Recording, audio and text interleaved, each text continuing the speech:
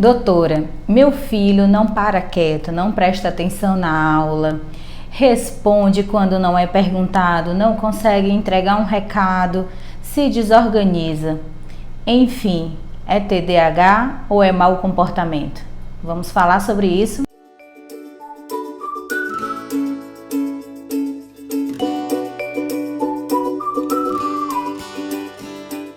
Olá, eu sou Nara Gisele, psicóloga infantil, seja muito bem-vindo. Esse é o nosso canal Falando de Comportamento.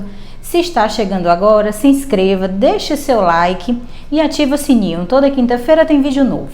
E hoje nós vamos falar sobre TDAH. Afinal, o que é isso? Pois bem, TDAH é um transtorno do neurodesenvolvimento de base neurobiológica que afeta o desenvolvimento de modo global, né? Então, pessoas com TDAH, elas vão manifestar três principais sintomas, que são a desatenção, a impulsividade e a hiperatividade. E como que tudo isso vai implicar na vida dessas pessoas? Vai implicar no desenvolvimento dela, no cunho da vida social, na aquisição da linguagem, na aquisição da aprendizagem de maneira global, né? Principalmente na vida acadêmica, que é onde os primeiros sinais começam a aparecer, quando as professoras chamam os pais para falar da desatenção, da dificuldade de permanecer sentado na cadeira, da dificuldade de se comunicar de maneira geral. E na vida adulta, a gente consegue ver a extensão e a manutenção desses sintomas no desenvolvimento e na organização dentro do trabalho. Mas por que isso acontece, né? Então, esses sintomas, eles são manifestados porque o cérebro, quando ele é formatado, quando ele é desenvolvido, as pessoas com o TDAH, elas vão ter dificuldades no cérebro frontal, que é onde se organiza as principais funções executivas da atenção, da memória, né? Então essas pessoas elas vão ter muito mais dificuldade de se concentrar, de fazer atividades que exijam organização, memorização, as funções executivas que mantêm o foco, né? Que mantém a atenção concentrada. E aí, muitas vezes, as mães chegam pra gente e dizem assim: ah, beleza, meu filho tem déficit de atenção, ele tem hiperatividade, ele tem impulsividade, mas o joguinho lá no celular ele consegue fazer. O game ou o jogo que ele gosta, ele passa horas assistindo. Sim, isso é verdade. Ele consegue fazer e ele passa horas assistindo, porque onde tem prazer, onde tem hiperfoco, as outras partes do cérebro, eles conseguem se dedicar muito, né? Então, a parte frontal do cérebro, que é responsável por essas operações, por essas organizações da atenção, que não funcionam na mesma intensidade que o cérebro que não tem o TDAH, a pessoa ela vai imprimir mais energia, as outras partes do cérebro elas vão atuar mais fortemente para manter o hiperfoco, né? Então uma pessoa com déficit de atenção e hiperatividade, com TDAH, por exemplo, não significa que ela tenha menos QI, não significa que ela tenha menos coeficiente de inteligência, significa que ela tenha dificuldades de manter a atenção, né? Que a base biológica dela, que a base neurológica dela apresenta dificuldades para manter o foco e a atenção, mas aquilo que ela gosta muito, né? Ou seja, o seu hiperfoco, ela se esforça muito mais para conseguir, tá? E aí, eu quero pontuar aqui com vocês algumas características do dia a dia, de como é que é a expressão comportamental no dia a dia das crianças. Vou focar hoje nas crianças que têm TDAH, no campo da desatenção, né? Como é o comportamento dessas crianças? Então, crianças com TDAH, a gente vai observar a desatenção com aqueles comportamentos específicos de ter dificuldade de concluir uma tarefa, ter dificuldade de concluir uma leitura, é aquela criança que se perde no meio de uma explicação.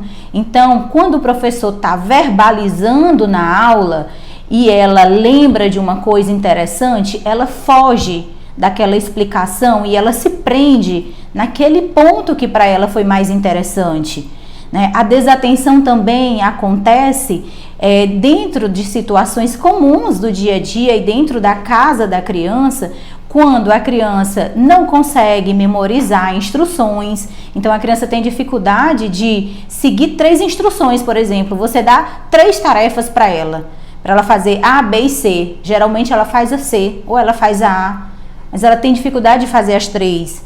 Ela tem dificuldade de lembrar onde ela guardou as coisas. Ela tem dificuldade de organizar os materiais dela. Ela é aquela criança que perde muito facilmente as coisas, que não sabe onde deixou, né? A desatenção também vai interferir na comunicação, tá? Na linguagem de maneira geral. Então a criança, às vezes, ela tem dificuldade na articulação das palavras pela dificuldade de organização mesmo, tá?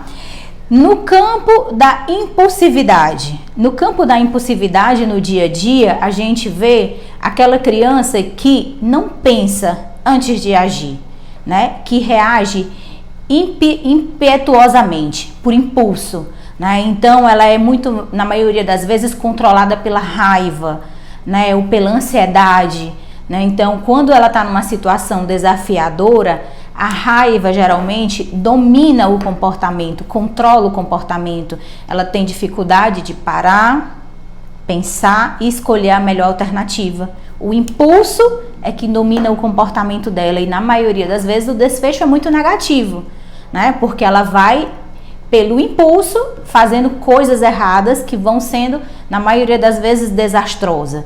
Então, é aquela criança que, antes que a professora conclua a pergunta, ela está dando a resposta, mas nem sempre a resposta é a correta.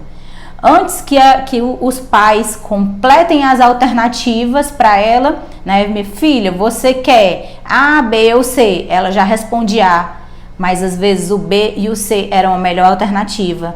E ela escolheu uma alternativa que não vai agradar. E a hiperatividade. Onde é que no dia a dia essa hiperatividade acontece? A hiperatividade está expressiva naquela criança que não consegue ficar parado, sentado, que não consegue ter expressões comportamentais com o corpo, né? O corpo é extremamente ativo, o corpo não consegue responder ao que as atividades são esperadas. Então, se é esperado que ela fique sentada, porque é uma atividade de mesa, e ela não consegue, ela fica mexendo as pernas, ela caminha pela sala, ela se levanta, ela pega uma coisa. É aquela criança que fica todo o tempo buscando uma coisa para mexer com a mão, ela fica todo o tempo buscando uma coisa para mexer dentro de casa. Você vê que ao assistir um filme, mas ela mesmo sentada, olhando para o filme, ela fica buscando outra coisa para mexer, empurrando uma coisa com o pé ou buscando uma coisa para mexer com a mão. Então, o corpo, ele tem todo o tempo uma agitação motora excessiva, além do que é esperado, não só para a idade, mas para a atividade que está sendo exercida, né? Então, o corpo dela não corresponde exatamente às atividades que estão sendo exercidas. A atividade é mais leve, é mais lenta, mas o corpo não responde àquela atividade. A gente tem muita coisa legal ainda para falar sobre TDAH com você. Eu vou trazer outros vídeos aqui sobre esse assunto que é tão importante, que é muito abrangente. Fica com a gente, comenta aqui o que é importante, suas dúvidas, como é que é o dia a dia para você, se você tem uma criança com TDAH em casa, e até os próximos vídeos.